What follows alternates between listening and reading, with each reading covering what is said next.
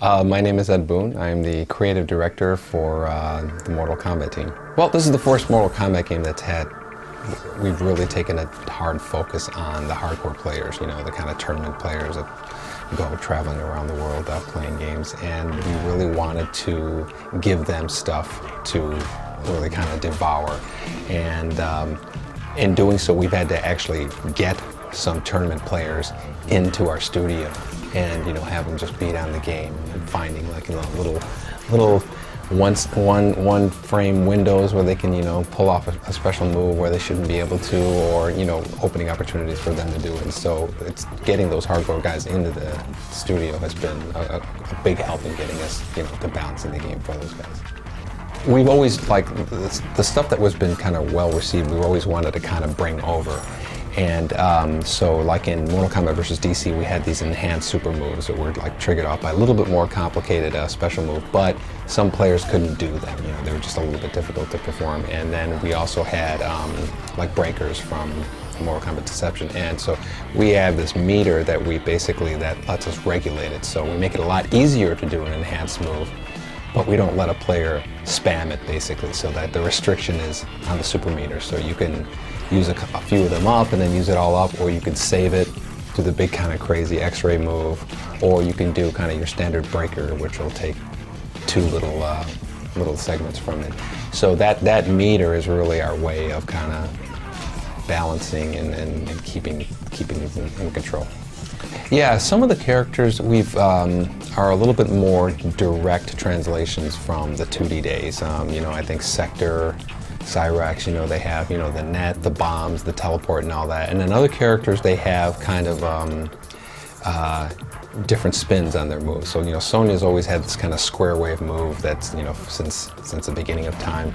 And now it's more of like an arcing move, and it has a lot of the same functionality, but it also has more of a downward attack as well. So it actually has two functions, you know, it has players jumping at you, you can get them, and then also going over a projectile and hitting somebody. So Sonya and Katana, they both, you know, they have kind of like some of the basic signature moves, but Katana feels a little bit more like MK2 Katana, you know, kind of like the crazy corner somebody and do outrageous damage in the corner. So some players like Sonya, we want to be more hardcore a little bit, and Katana is a little bit more accessible. We have various training modes in the game, you know, kind of like a fighting training mode, and this is the first time we have a fatality training mode. So you can sit there in a, you know, controlled environment without a gun to your head and without a timer ticking away, and it's going to display what the character's fatality move is. You get to the proper distance by standing on the square and you perform it. So you get a little bit more and more confident. Before you know it, it becomes second nature, and then you're in a fight and you're like, oh, I've done Liu Kang's fatality a million times, boom, boom, boom. You get more people performing fatalities, and that's the whole, you know, the whole goal with accessibility is more people experiencing the game, and that's really the result we're getting from that moment. When you finish the challenge tower, and the 300th challenge is ridiculous. I mean, and like I'll say it right off the bat, it's ridiculous how difficult it is. Every challenge you can buy your way through, you know, it costs a lot of coins to get past that 300 challenge. If you're gonna not do it and you want to buy your way past, you got to spend a lot of coins, like probably your whole wallet. And but defeating it and getting your prize, if you see somebody online with this prize, you knew that they finished the challenge tower and they kick ass. And so we wanted to give the best reward that we could, and I think people will be more than pleased with the result. I think for people who can't wait for Mortal Kombat to come out in April, there's quite a bit more that we're going to show them. Characters, we haven't announced them all. There's big surprises with characters in terms of unlocking. There are hidden fights.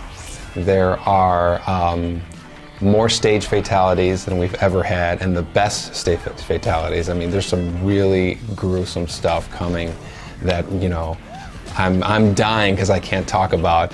And then there's a like I said, at the top of the challenge tower is a great prize that people will want when they see it.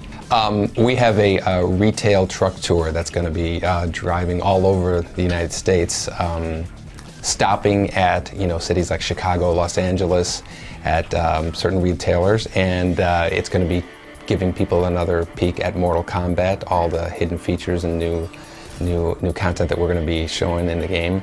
We are really excited about it. I'm going to be appearing at one or two of them, and we can't wait to see how people react.